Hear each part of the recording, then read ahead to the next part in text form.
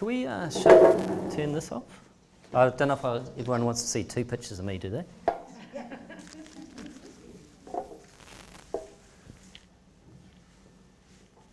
Oh, that's better. I'm sure only one version of me is enough. So kia ora koutou, everyone. Look, it's fantastic to be here. And I started thinking about this presentation a few days ago, and I started doing the typical put some kind of slides together.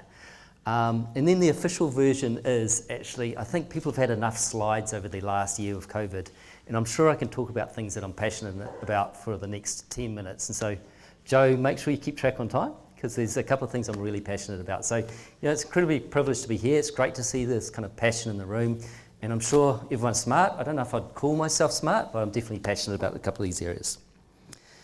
So the two things I want to kind of touch base on today, and I think they're intertwined, is when I think about Tauranga, think about the Western Bay of Plenty, we've got a once-in-a-lifetime opportunity at the moment to really build this city, build this region, so it's fit for purpose for the future.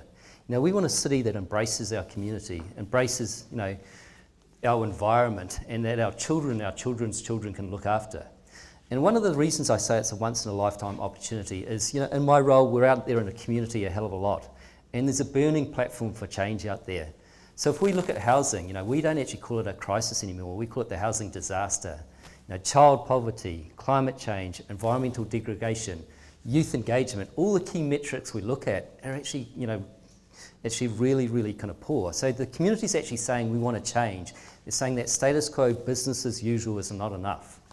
And then we've also got this fantastic opportunity with our commissioners to actually start thinking really long term. I think one of the challenges I see in local and central government is really short term thinking. So we've got this great opportunity for community, burning platform for change, and the commissioners to show a bit of strategy and a bit of leadership. And the second thing I want to talk about today is, for me, what really resonates with me is actually the organisations I work through is having that clarity of direction.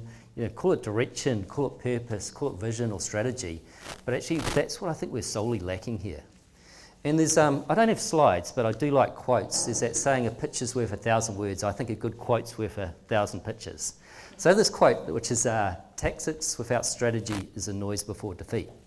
So has anyone heard of that quote before? Come on, Tony. You've read Chinese military kind of... Can you say it again? Tactics without strategy is the noise before defeat. Yeah, so Sun Tzu, Chinese military general 500 BC. And for me, when I look at what we're doing, not just here, but if I think about central government, what they're doing around housing, it feels very tactical. And so surprisingly, we're not being successful there. If I look at our long-term plan, I really applaud the commissioners. They are investing significantly into this region. But again, it really seems tactical. I don't see a vision. I don't see a purpose. I don't see a clarity of direction. And so we're kind of just dropping into that, actually, is this going to be really successful here? And when I think about Tauranga, I see it as a bit of a teenage city that, hasn't had a lot of love over the last 20 years. It's getting a bit of love and investment coming up. They're committing 20% rate rises, hundreds of millions of dollars going into infrastructure. But to be honest, I look at that long-term plan and I go, it feels like we're just going to turn into another Auckland. So I'd like everyone just in the room to put their hands up. So if everyone puts their hands up, go on, you can all put your hands up. Now, can you keep your hands up if you want us to turn into a little mini Auckland? Imogen's from Auckland, so she just slowly put her hands down. But I'm pretty sure if we asked our communities, and that's what Joe was saying, the commissioners are there to install democracy, they should be doing what we want. If we talk to our communities, they'll be saying, we don't want to turn into Auckland as well. And we said that 5 years ago. What's happened since then? Infrastructure's spread out, the housing's going all the way down to, through Tariko and through down Papamoa. The traffic congestion's getting worse, our environmental kind of metrics are getting worse as well. And I look at that plan that they're putting together, and I don't see anything that's going to change. It's just going to be more infrastructure, more growth, more expansion, and we can look at this and go, we've had this great lesson of what not to do, which is turn ourselves in Auckland, and we're just turning ourselves into a mini Auckland as well.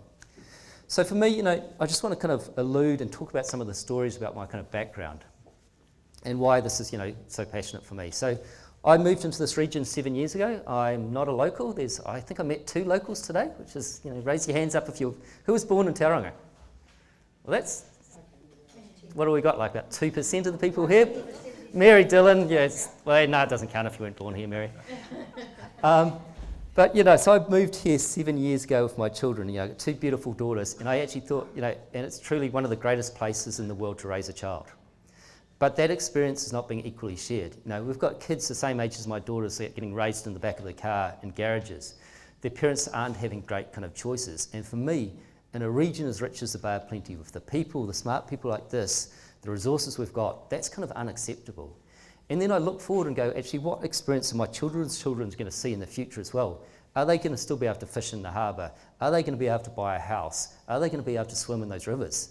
And I don't see a plan that's actually getting us out of that. And so I really support kind of this session and what we're doing here, because I think we're just doing that business as usual. And what I see is that community saying we actually want something different than that. And so I thought I'd just touch base on a few of the stories from my career. I've had a kind of a diverse career, but for my sins, I'm an accountant and a lawyer by training. So being a lawyer means you argue both sides of the coins, even if you don't believe in it. Being an accountant, you can make up a whole bunch of stats and facts and figures. So whatever I say today, I probably don't have anything that can back it up, but that's kind of my training. And actually, I remember when I met my father-in-law for the first time, he said, as long as you're not a bloody lawyer and accountant, we'll get along fine. So I want to leave some time at the end, Joe, make sure I'm not going over time, to make sure there's lots of questions, hopefully discussion. I want people to tell me I'm wrong, because that's what I'm kind of passionate about. So anyway, my career, accounting and lawyer, did a whole bunch of tax consultancy around the world. There's a reason I'm not a tax consultant. It's very, very boring. But I did a whole bunch of stuff, came back to New Zealand, set up a business, which I still own a share in, but ended up working in the airline game. And so I worked in the Air New Zealand group of companies for around 10 years under people like Rob Five, Christopher Luxon. And one of the reasons Air New Zealand's so successful, it had a really good clarity of direction, their purpose, their strategy, what they were about. And I think, for me, working with those people, you could really understand everyone was on that same waka, heading the same journey, because they knew what they were trying to achieve. And my first role there was with Freedom Air. So some people in this room, I'm not going to say the elderly people might remember Freedom Air. Mary? Does anyone else, do people remember Freedom Air? That little yellow airline that used to fly on the Tasman, right? So I was the finance manager there, and it first set up its first operations were Hamilton to Brisbane. So do people kind of remember why it started flying from Hamilton to Brisbane? And it's not that we thought at Air New Zealand there's a whole bunch of Australians that really want to visit Hamilton, right? Hamilton's not really that exciting, interesting city. But do people recall why we set up that flight, between Hamilton and Brisbane, Freedom Air? No, not at all. Like, our strategy was the Tasman wasn't profitable. It was to... Yeah, so it was the Tasman was about feeding and protecting our domestic network. That was our clear strategy. Ewan Wilson was setting up his competitor Kiwi Air in Hamilton. So we put Freedom Air right on top of him and drove him out of business in about 6 months. That sounds a little bit anti-competitive, so not outside of this room, but that shows the benefits of having a really kind of clear strategy. And I did a number of roles there at worked in in the strategy team, did all the fair changes and products. But my last role there was looking after all the ancillary revenue team. So under my watch, I think we introduced, and you can blame me on this now, credit card fees. I did those, excess baggage fees, exit rows, one-up upgrade programs. They're all under my watch. But that was a clear strategy as well. The airline wasn't making any money at that time, and it was about giving customer choice. All those products, customers didn't have to choose them. It's actually giving customers choice and extracting value out of that choice at the same time. So I worked in there for a number of years, and I came down here because I didn't want to, be in that Auckland rat race, and brought my family down here for better quality of life. And my first role was actually CEO of Rotorua Airport. So at that stage, it was about 7 years ago, they were trying to do those Tasman international flights. And I took the role because I knew that fundamentally they didn't really have a clear direction of where they were heading. And the business case that was based on was fundamentally flawed. They were never going to be successful. But I worked over the 2 years there to work with the stakeholders and clarifying their direction. And their opportunity is actually those people that fly on the big gateway into Auckland, they travel down to Rotorua, and then connecting them up via flights to Christchurch or Queenstown, not trying to get Australians to visit Rotorua. And so, really, again, it reinforced to me the value of a good, clear purpose and strategy. And then, fortunately, 5 years ago, I think my mum saw an ad for this role. I never thought I'd actually apply for a role like this, but I ended up getting the role as CEO of Bay Trust. And so our purpose is effectively to benefit the community. We have 250 million of investments. We grant $7 to $8 million a year into our community. And, it's a fantastic role. And we've defined our purpose, our kaupapa there, is accelerating bold, meaningful change, enabling the Bay of Plenty communities and our environment to flourish. And what we've realised as a philanthropic trust, we've granted over $80 million into these communities over the last 25 years. Other trusts have done similar amounts. The government's funded more. But again, you look at those key metrics and go, geez, environment's getting worse, housing's getting worse, child poverty's getting worse, youth engagement's getting worse. So what have we actually achieved out of that $80 or $90 million that we've invested in this community? And so we've kind of taken a conscious decision and said, we're not just going to keep on doing the same things. We're not just going to keep on granting. There must be a different way to have an impact in our community. And so that's where we're taking our investment base, our $250 million, and starting to invest in it locally. But we're just not investing in anything. We're investing in truly sustainable, impactful opportunities where it's looking after the community, the environment, and our financial returns. So if you think about these wicked problems we're faced around housing, the government, local, central funders like us, we can't make the difference. Where there's unlimited capital is in the commercial capital kind of markets. 1 minute left. And so we need to make that capitalism more kind of inclusive in nature. And there's good examples of that. So our best performing fund last year made a 42% return. And that was versus benchmark at 30%. And they've been the best performing global equities fund over the last 15 years. So it's the Blood and Gore Fund, the Al Blood Richard Gore, sustainably themed, it's all about green tech, renewable energy. And you can see if you actually invest really well, that actually looks after your profitability and the community and the environment. And it's pretty obvious why, right? That's where the best and brightest want to work these days. That's where the regulatory framework's going to support. That's where the investment is actually flowing at the same time. And I think about Tauranga City, if we can kind of create a vision of really inclusive, a climate-friendly kind of city, that's going to look after our people, our environment, and also our financial kind of growth at the same time. And I look at that long-term plan and I go, actually, where's some of the innovation there? We're investing in roads. Where's the investment in really public transport? Actually, why don't we just make public transport free for 5 years and just see if actually that makes a difference? We're investing a huge amount in housing, but 90% of that is in the upper middle class kind of areas. Actually, what are we doing there? Climate change, I saw one paragraph in the annual report that says we need to measure our emissions a bit more. They don't need to do that at all. They need to set a framework for the city as a whole to be the first carbon neutral city in New Zealand, because that's what's going to attract the best and brightest and the capital in the future. So I knew I'd struggle to do this in 10 minutes, even with no slides, but how was that, Pascal? Was I close to 10 minutes? Was I a bit over? But that got into your question time, so we are around 6 minutes of question time. What? Oh God, I like the questions the best. Sorry about that. Anyway, so thank you, and I do speak fast. Please stay, Alistair. I've got questions now. Quick round of applause for getting through all of that. And we'll take some questions that maybe will be able to elicit some more of the stuff that you wanted to say. Does anybody have any questions for Alastair about Bay Trust and about the investment framework and the vision that he is looking to put together?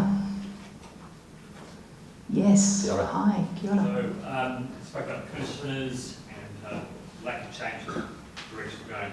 You mentioned climate change, public transport. The same people who don't want to deal with public transport and basically climate change, public transport, the same people who kept our ex-council in place for 15 years. And so how do we not carry on the path we were before commissioners? Yeah, it's a challenge. I think councils try and keep everyone happy, and good strategy doesn't try and keep everyone happy.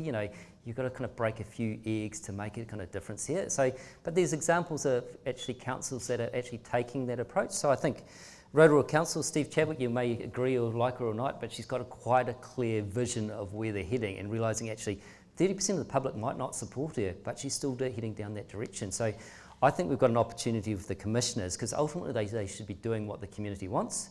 Previously, councillors did, and this is what I'd do if I was a councillor, they did what would get them re-elected, and we know that only 35% of the population elects them. So my view is they didn't actually have a mandate at all. Unfortunately, that's a fault with our local democracy kind of model.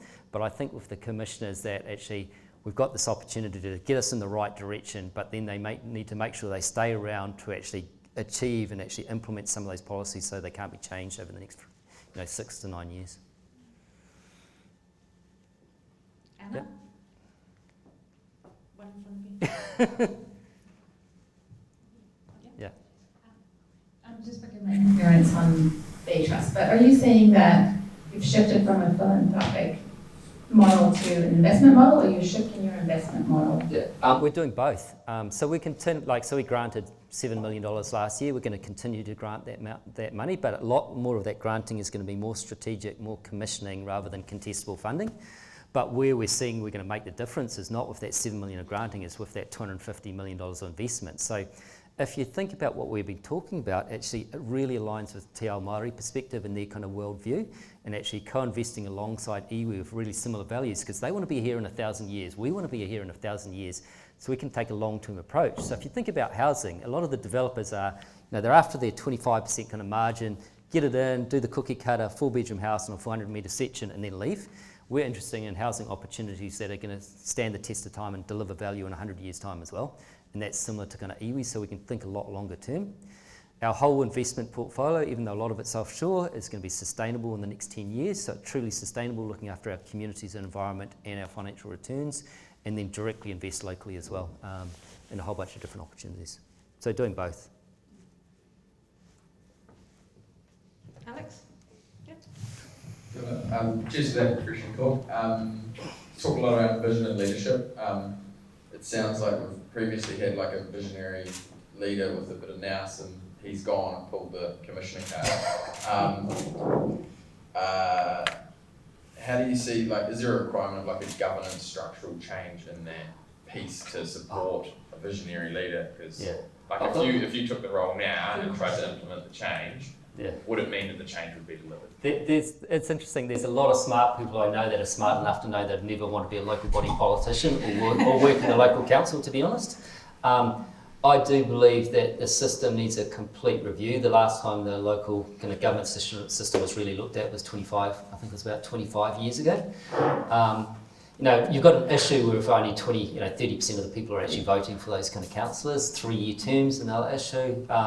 But I think that there's a different model actually out there, and we don't know quite what it is, and that's why we're in this kind of bit of state of turmoil. So if you look at Europe, 20 years ago, democracy was their number one most important priority. Everyone, 70-80% of people believe in it. Now that democracy, the number of people that believe in it is down to 20 or 30%. That says that there's something wrong there. So I think if we just went back to what we've had in the past, we'll get the same kind of results. So, I'd like the commissioners to think about actually staying for a second term, but actually maybe complementing them with like maybe 3 or 4 people that are elected or something like that as well. So actually let's use Tauranga as a bit of a trial test bed to shake up the local government kind of model. Because I actually feel sorry for some of those councillors. They're making these massive long-term strategic decisions around hundreds of millions of dollars with absolutely no experience at all. And for me, that model doesn't seem right. That doesn't apply in the commercial sector, but there's something in between those models that I think that the government should use Tauranga as a bit of an opportunity to tweak to find a little bit of a different local government model. That's my view, not Bay Trust view. And I would never stand. And it's why you're all here. So citizens' assemblies and the work that C40 are doing are interesting models to look at, but it requires everybody's participation. I mean, we could ask in that long-term plan, all that investment that's getting made, how much of that is really benefiting the bottom 20%? Do they really benefit from an extra library? I'm not convinced. Actually, so I think it is still targeted. There are a lot of really infrastructure experts in those commissioners, but actually I think it's quite business as usual thinking. Heidi. As one who was man enough to take that role last time, I can tell you that you had less effect on the inside of creating change than you did on the outside. It was completely broken system to create change. And I absolutely agree with Alastair there around the commissioners staying on and bringing democracy back slowly. But I just wanted to ask Alastair, this is a Q&A. Do you have a direct line with the commissioners? Are you talking with them directly, and are you putting in a submission on behalf of Bay Trust? So I questioned them at one of my, I think it was a priority, what session were we at? I can't remember. Project Tauranga meetings. I questioned them kind of publicly. We've requested a meeting myself and my chair with them. They're still trying to find a time for that meeting. We traditionally have stayed away from making submissions on long-term plans because we've got 7 councils in our region. and then mean we're just constantly making submissions. But for the first time, we made a submission on the Bay of Plenty Regional Council Plan, really pushing them to go further on climate change, pushing the public transport. It shouldn't really just be free for kids, but free for everyone. So actually that worked reasonably well, and actually they funded us for something that we didn't actually need or ask for funding for. So it's amazing what happens when you actually do submissions. We haven't thought about doing one on the long-term plan at this stage. I think, we're swamped with a few things, so we're going to try and do the work with them directly, probably, rather than a submission at this stage. And I think, I think where they're at is they're getting the basics right, getting the investment, and then hopefully we give the ability to kind of work with them to shape what that looks like in the future. So we just need to see how we can kind of work with them on that. There's one more question at the back. Pascal's saying, no, but please. She's so tough, Pascal. She used to be a school teacher, if you're wondering why she's tough. Well, I don't have a microphone, so I hope everybody can hear me. But, Yeah. and maybe experience the last question, because it's not a question. Alastair, I just wanted to say, my name is Hugh Hutchison, I'm from Priority One, and I really like a lot of what you've said. I picked up that you like quotes, so here's one for you. Damn. Winston Churchill said the greatest failing of democracy is the average intelligence of the average voter. Yeah. And you're correct, the system is completely broken. So really what I wanted to say, like yourself, I've worked all over the world, seen cities that are adapting and changing in a good positive way and making a difference. That hasn't happened here, so there is a great opportunity. But there's a fundamental problem. And I've been lucky enough to have meetings with everybody from NZTA to senior people in local councils. And if you keep building houses at the rate that is being planned on the western eastern side of the city, when everybody already admits, from the head of infrastructure at TCC and RC and NZTA, they are on the back foot and way behind infrastructure development. So I'd just like to say that it's great to be here today. And a thought from my perspective is, you don't make radical change here, you will never catch up with infrastructure. And even if you do, have a look at the M25 in London and see what happened there. And just to follow that up, there's my second favourite quote, which is also Winston Churchill, is never waste a good crisis. And I think we can't waste the crisis we're currently in. That's all my quotes out. Sorry. Thank you. Next time I might have some slides.